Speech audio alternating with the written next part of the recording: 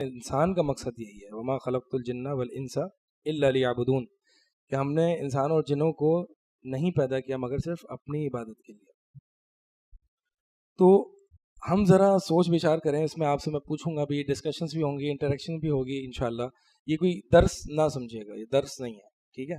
بات چیت ہے، ڈسکشن ہے، کاؤنسلنگ ہے، یہ ساری چیزیں آپ ملا کے کچھ نہ کچھ نتیجے نکالنا، پتہ نہیں کیا نام دے سکتے ہیں اس کو، جو بھی نام ہے بہرحال دے دیں۔ تو یہ ایک مکسچر ہے ان تمام چیزوں کا۔ اصل میں ہمارا مقصد کیا ہے، ہم کیا کرنا چاہتے ہیں؟ بنیادی مقصد ہر مسلمان کی تو اللہ کی عبادت ہے، ٹھیک ہے؟ جو بنیادی سوالات ہیں کہ ہم کہاں سے آئے ہیں، ہمارا مقصد کیا ہے، ہم کہاں جا رہے ہیں، ہم کیا کر رہے ہیں۔ اب اگر مثال کے طور پر آپ فرض کریں، آپ کی ایک صبح اچانک آنکھ جو ہے وہ ایک بڑی سی شپ پہ کھلتی ہے، بڑی سی بوٹ ہے، اس پہ آپ دیکھتے ہیں اس پہ اسپورٹس فیسلٹیز بھی ہیں، اس پہ کھانے پینے کی چیزیں بھی ہیں، اس پہ طرح طرح کی عیاشیاں اور پارٹی موجود ہے۔ تو آپ جب اٹھ کے یہ ساری چیزیں دیکھیں گے تو آپ کے ذہن میں کچھ بنیادی سوالات ہوں گے نا، کہ بھائی میں کہاں سے آ گیا، یہاں پہ کون لایا مجھے؟ اور پھر اگلا سوال یہ ہوگا کہ میں نے کرنا کیا ہے یہاں پہ؟ تیسرا سوال یہ ہوگا کہ میں جا کہاں رہا ہوں، میری ڈیسٹینیشن، میں کہاں پہنچنے والا ہوں۔ یہ وہ بنیادی سوالات ہیں جو ہر انسان نے حل کرنے ہوتے ہیں۔ تو یہ کافر بھی حل کرتا ہے، مسلمان بھی حل کرتا ہے۔ ہم نے یہ سوچنا ہے کہ کیا ہمارا مقصد کیا بس صرف کھانا پینا کمانا اور اس کو یوٹیلائز کرنا اور دنیا کی زندگی میں عیاشی کرنا، بس یہ سب کر کے ہم مر مٹ جائیں گے؟ تو یہ تو جانور بھی کرتا ہے، جانور بھی کھا پی کے روز جو ہے وہ اسی طرح زندگی گزارتا چلا جاتا ہے۔ تو ہمارا کوئی الگ سے مقصد ہونا چاہیے نا، ہم نے کچھ الگ سے تو چیز کرنی ہے۔ اگر میں روز کسی ادارے میں آ رہا ہوں یا روز میں کوئی جاب پہ جا رہا ہوں تو میرا مقصد صرف کمانا ہے کہ وہ میں کماؤں گا اور میں کھا پی کے سو جاؤں گا، یا اللہ تعالیٰ نے مجھے عقل دی ہے، میں کچھ کرنا چاہتا ہوں اپنی زندگی کے ساتھ کہ جس کا مجھے فائدہ ہو اس زندگی میں کہ جو ہمیشہ رہنا۔ اب اگر میں جو اس دنیا کی زندگی میں جو ٹائم پیریڈ گزارتا ہوں وہ کتنا ٹائم ہے؟ زیادہ سے زیادہ 60 70 80 سال۔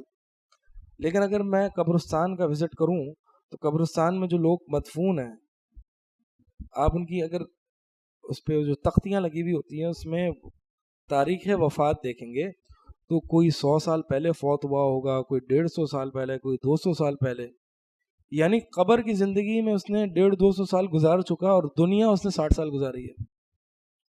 یعنی صرف قبر کی زندگی ہی دنیا کی زندگی سے بہت زیادہ ہے۔ اور پھر قبر کی زندگی بھی عارضی زندگی ہے، قبر کے بعد بھی جو ہے وہ آخرت کی اور وہ ہمیشہ کی ہے۔ تو میں نے اس مختصر سی، اب پتہ نہیں 60 سال کی ہے یا اگلے لمحے میری وفات ہو جائے یا اگلے دن ہو جائے، مجھے نہیں پتا میری زندگی کتنی سی ہے، لیکن اس زندگی میں نے کچھ ایسا کرنا ہے کہ جو کھانے پینے عیاشیاں کرنے سے بہت زیادہ اوپر ہو۔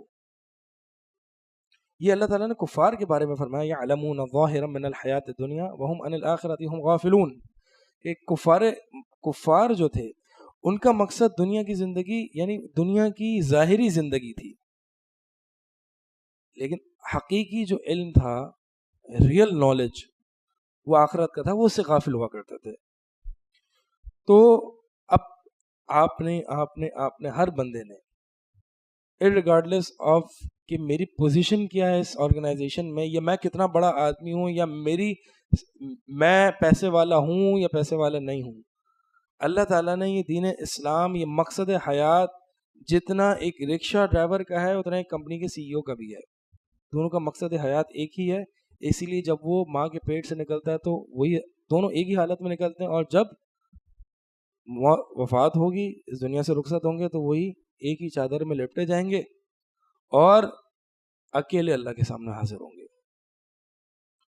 تو ان چیزوں میں کوئی فرق نہیں ہے کہ کون کتنے پیسے والا ہے، کون کتنا ذہین ہے، کون کتنا وہ ہے، دین سب کے لیے۔ اگر آپ سب ماشاءاللہ پریکٹیکل لائف میں، اور کچھ لوگوں نے یہ بات جان لی ہوگی کہ ایک انسان اس دنیا کی زندگی میں کتنا اکیلا ہے، یعنی وہ پیدا بھی اکیلا ہوا تھا، کہیں ایسا موڑ دنیا کی زندگی میں آتا ہے، اللہ تعالیٰ سے دکھاتا ہے کہ تو بہت اکیلا ہے۔ تو اپنی ضرورت نہ والدین، اپنی بیوی، اپنے بچوں، کسی سے پوری نہیں کر سکتا. تیرے اندر ایک خلا موجود ہے جو صرف تجھے، جب تو میرے ساتھ تعلق جوڑے گا تو وہ خلا، وہ گیپ فل ہوگا. تو اکیلا ہے. یہ اللہ تعالیٰ دکھاتا ہے بندے کو. تبھی بندے کے دل میں ایک وہ ہوتا ہے کہ یار ڈپریشن ہر بندے کے اس میں آتی ہے. ہر بندہ غم زدہ، لون لینس، اکیلا پن فیل کرتا ہے. تو زندگی میں کئی ایسے موڑ آتے ہیں کہ جہاں پہ اللہ تعالیٰ دکھاتا ہے کہ تو اکیلا ہے، تو میرے ساتھ تعلق جوڑ لے، اکیلا نہیں رہے گا. تو انسان اگر بہت دیر سے پہچانتا ہے، بہرحال پہچان لے، اسے پہچان لینا چاہیے آیا بھی اکیلا ہے. مصیبتوں میں ایسی مصیبت آئیں گی کہ اس کے ساتھ لڑنے والا اور کوئی اس کے علاوہ نہ ہوگا، وہ اکیلا ہوگا. اس کے والدین بھی کچھ نہیں کر سکیں گے، اس کی بیوی بھی کچھ نہیں کر سکے گی. تو زندگی بھی اس نے اکیلے لڑنی ہے، دنیا کی جنگ اکیلے لڑنی ہے، مرنا بھی اس نے اکیلے ہے، قبر بھی اس میں اکیلے ہی جانا ہے. ان تمام موڑ پر اگر اس نے اللہ کا ساتھ نبھایا، اللہ کے ساتھ تعلق کو نبھایا ہے، اس کو قائم کیا ہے، تو پھر تو وہ کامیاب ہے. تو پھر موت کے وقت جو سب سے زیادہ ایک انسان کو اللہ کی ضرورت ہوگی یا ایک سپورٹ کی ضرورت ہوگی، اس وقت اللہ تعالیٰ اس بندے کے لیے ملائکہ اتاریں گے. ان الذین قالوا ربنا اللہ ثم استقاموا تتنزل علیہم الملائکہ الا تخافوا ولا تحزنوا. بے شک وہ لوگ جنہوں نے کہا کہ ہمارا رب اللہ ہے، پوری زندگی اس رب پر ایمان رکھتے ہوئے، اس کی عبادت کرتے ہوئے آئے، اور پھر اس پر ڈٹ گئے، موڈی نہیں تھے، ڈٹ گئے. تو اللہ ملائکہ ان پر اترتے ہیں موت کے وقت کہ بھائی کوئی خوف، کوئی غم، آگے فیوچر ہے، اس کا فیوچر کا کوئی خوف نہیں، پیچھے بیوی بچے چھوڑا ہے، اس کا کوئی خوف نہیں. غم اور خوف اس کی ملائکہ، ولا خوف علیکم ولا انتم تحزنون، نہ کوئی خوف. اب ہمیں جو ہوتا ہے عموماً فیوچر کا ہی خوف ہوتا ہے نا. فیوچر کس کے ہاتھ میں؟ اللہ کے ہاتھ میں. تو جس کے ہاتھ للہ خزائن السماوات والارض ولکن المنافقین لا یفقہون، اللہ کے ہاتھ میں فیوچر ہے، اللہ کے ہاتھ میں آسمان اور زمین کے خزانے ہیں. تو میں اس سے منہ موڑ کے اگر میں یہاں وہاں لوگوں کو خوش کرنا شروع کر دوں اور فلاں کی سورس اور فلاں سے تعلقات کہ بھائی برے وقت میں یہ تعلقات کام آئیں گے، برے وقت میں یہ سورس کام آئے گی، عرش والے کی سورس کو ہم جو ہے وہ ٹھکرا کے اگر یہاں وہاں کی سورس لگا رہے ہیں تو یقیناً نہ دنیا میں کامیابی ہے نہ آخرت میں. تو لہٰذا سب سے پہلے تو ہمیں یہ مقصد طے کرنا ہے کہ بھائی ہم کیا کرنا ہے اس دنیا میں، ہم نے کیا کرنا ہے. ہم نے اگر اللہ تعالیٰ کی عبادت کرنی ہے تو کیسے کرنی ہے. سوال یہ ہونا چاہیے. مقصد نہ آپ طے کریں گے نہ میں طے کروں گا. یہ جو ہم اپنے اپنے مقاصد طے کر لیتے نا، کہ ہم نے مثال کے طور پر، آپ میں سے ہر کسی کا ایک آگے ایک خواب ہوگا. خواب ضرور ہو سکتا ہے، یہ پلاننگ ضرور ہو سکتی ہے، مقصد نہیں ہو سکتا. کہ مثال کے طور پر میں نے اس آرگنائزیشن میں کام کر کے اتنا گرو کرنا ہے، اور پھر میں یہاں سے اتنا ایکسپیرینس لے لوں گا تو میں اور جگہ کہیں اپلائی کروں گا، یا میں یہیں پر رہوں گا تو میری ایک پروموشن ہوگی اور میں گرو کرتا جاؤں گا. سب کا ہی ہوتا ہے. ایک آرگنائزیشن میں آپ ایک ہی جگہ آپ رہیں گے، ٹھیک ہے، تو ظاہر سی بات ہے یہ تو نہ کوئی گول ہے نہ کوئی عقل مندی والی بات ہے. تو آپ گرو کریں گے، آپ ایکسپیرینس گین کریں گے. آپ اپنے آپ کو کہیں دنیا کے اعتبار سے کسی پوزیشن پہ دیکھنا چاہتے ہیں نا، کہ آج میں ہوں، اگلے 5 سال میں اپنے آپ کو یہاں دیکھتا ہوں. یہ کوئی پان کا کھوکھا تو نہیں ہے کہ پہلے سال جو کام کیا تھا وہی جو ہے وہ چلتا آ رہا ہے. ٹھیک ہے، یہ تو کوئی ایک وہ ہے، ایک آرگنائزیشن میں آپ کام کر رہے ہیں. تو مقصد یہ ہے کہ آپ نے اپنے آپ کو گرو کرنا ہے اور آپ یہ پلاننگ میں ہیں، لیکن یہ مقصد نہیں ہے. مقصد اور پلاننگ میں فرق ہوتا ہے. آپ مثال کے طور پر ایک نوجوان کا پلان ہوتا ہے کہ او لیولز کروں گا، اے لیولز کروں گا، پھر اس کے بعد یونیورسٹی میں پڑھوں گا، انجینئرنگ کروں گا، اور پھر میں یہاں پہ جاب کے لیے اپلائی کروں گا. یہ اس کی پلاننگ ہے، یہ مقصد حیات نہیں ہے. مقصد اور پلاننگ میں یہ فرق ہوتا ہے کہ پلاننگ کے حد تک ہی رہے. اگر پلاننگ مقصد بننا شروع ہو جاتا ہے تو مسئلہ یہاں پہ آنا شروع ہوتا ہے.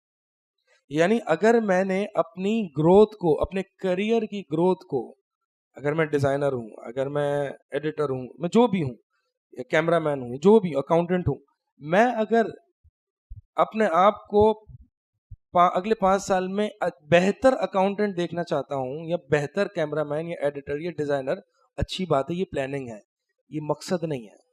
اگر میں نے اس کو مقصد مقصد کب بنتا ہے؟ جب میں اس کے بارے میں بہت زیادہ سوچنا شروع کر دوں، اور جب مجھے یہ نہیں ملے، اللہ کی بھی تو مشیت ہوتی ہے نا، تقدیر ہوتی ہے، آپ کی پلاننگ کے حساب سے کوئی چیز ملتی ہے، کوئی چیز نہیں ملتی. آپ کی پلاننگ ہوتی ہے میری شادی ہو جائیں گی، بچے ہوں گے، بچوں کی شادی ہوگی، بعض اوقات نہیں ملتی. اللہ کی تقدیر میں نہیں ہوتا کہ آپ کو اولاد ہو یا آپ کی شادی ہو، جو بھی.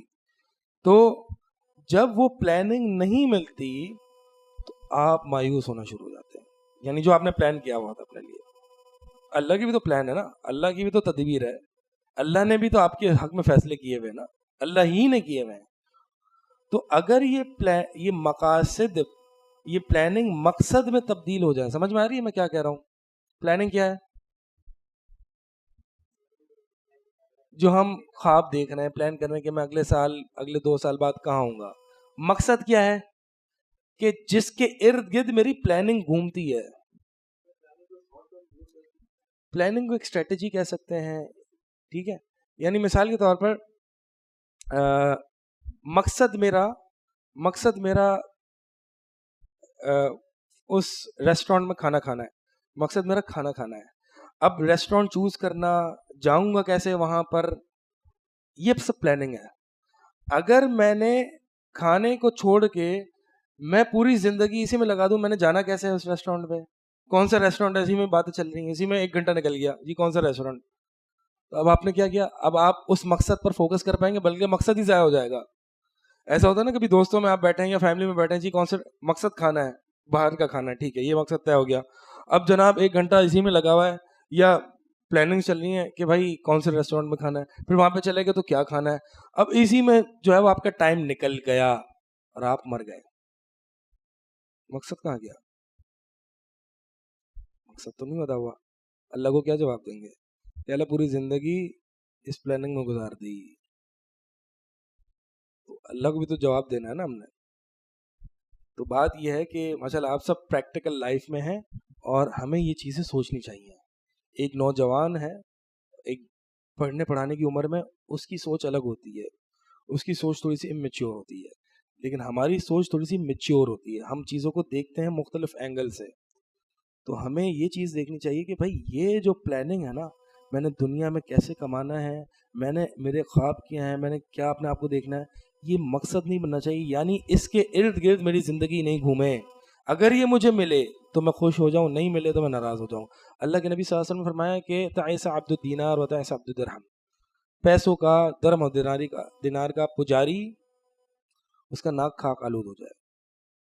تو پوچھا گیا کون ہے یہ پیسوں کا پجاری؟ کہا کہ یہ پیسوں کا پجاری یعنی جسے جب دیا جائے تو یہ خوش ہو جائے، نہ دیا جائے تو یہ ناراض ہو جائے. یعنی آپ دیکھیں نا کہ جتنے جو پیسوں کی پوجا ہے، ان کی صبح سے لے کر رات تک ان کا مقصد، جن کا پیسہ ہوتا ہے، زندگی پوری پیسے کے ارد گرد گھومتی ہے. تو جب اس کے ارد گرد گھومے گی تو آپ دین بھی اس چند پیسوں کی خاطر بیچ دیں گے، اور آپ کا بس مقصد یہ ہوگا پیسہ آنا چاہیے، حلال کا ہے حرام کا ہے اس سے مجھے کوئی فکر نہیں ہے. تو جب پیسہ مقصد بنا لیا جاتا ہے تو اصل جو مقصد ہے وہ بھول جاتا ہے.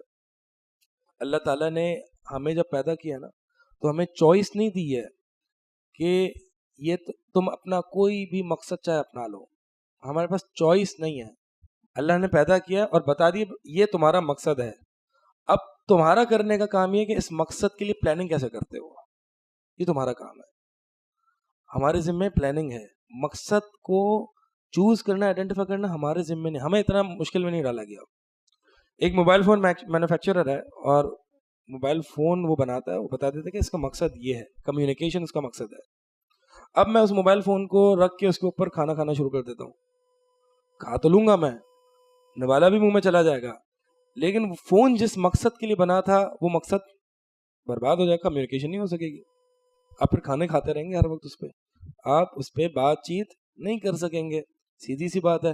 تو بات یہی ہے کہ جب اللہ تعالیٰ نے مجھے، بنانے والا ہی بتائے گا نا کہ میرا مقصد کیا ہے.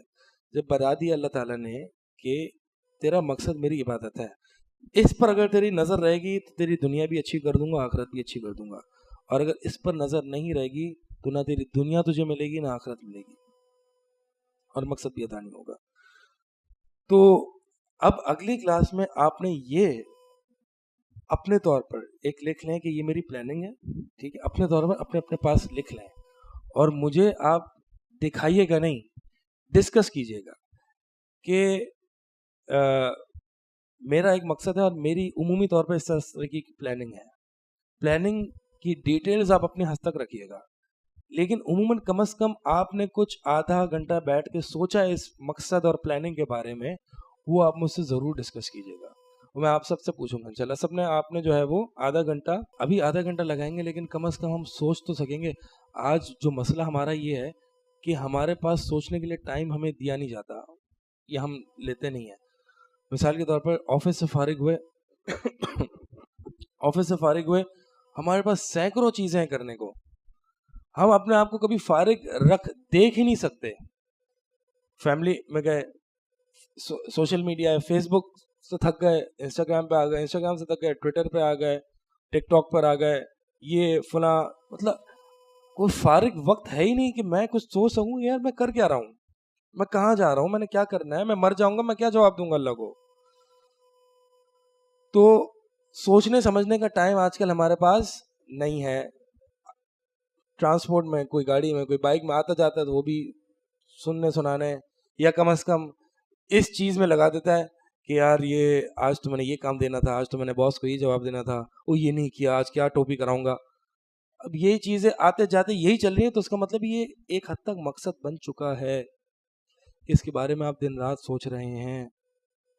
اور اگر یہ پلاننگ مقصد بن چکی ہے تو اس کو کیسے ہم تھوڑا سا سائڈ لائن کریں کہ بھائی تیری باؤنڈری یہاں پر ہے, تو یہیں پہ رہے, اس کے بیچ میں میرے اور میرے رب کے بیچ میں تم کوئی بھی نہیں آ سکتا. اور اس کے لیے مجھے ایک ٹائم سیٹ کرنا پڑے گا, ایک اسٹریٹجی بنانی پڑے گی کہ میں کیا کروں گا اس ٹائم میں, کہ یہ وہ ٹائم ہوگا کہ جہاں پہ میں اپنے رب سے بات کروں گا, میں اپنی پلاننگز اللہ تعالیٰ سے ڈسکس کروں گا, اور میں اللہ تعالیٰ سے کنیکشن کو اور تعلق کو مضبوط کروں گا. خواب اگر بلند ہیں, کرنا ہے کچھ آخرت کے لیے, یہ چھوٹی سی دنیا کی زندگی ہے, اگر اس میں کچھ مال حاصل کیا وہ آپ کو اتنا سیٹسفائی نہیں کر پائے گا.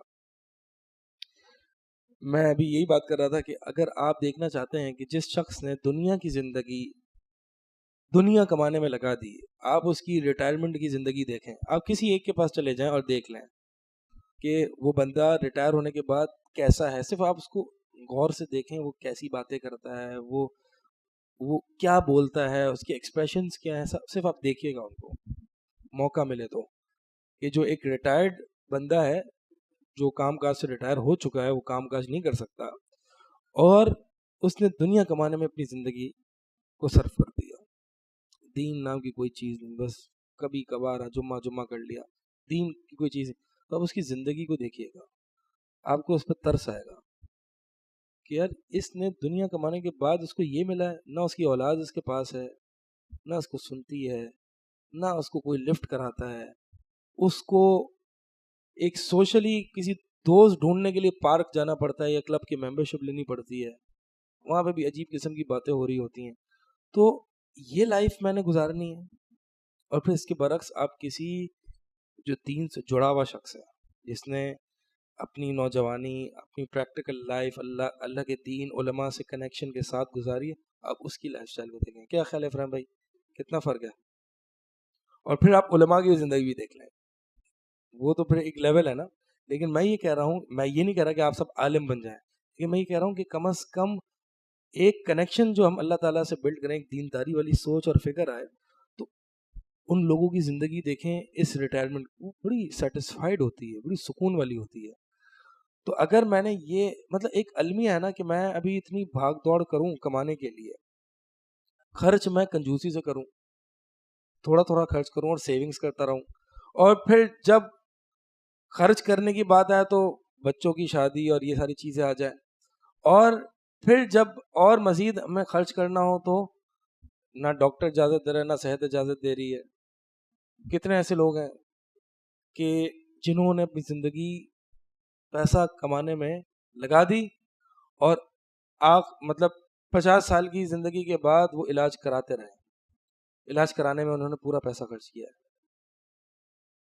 کتنے لوگوں کی ویلتھ ڈپلیٹ ہو گئی, ختم ہو گئی. میں ایسے شخص کو جانتا ہوں حال میں ہی اس کو کینسر ڈائگنوز ہو گیا 40 ایئرس کی ایج میں.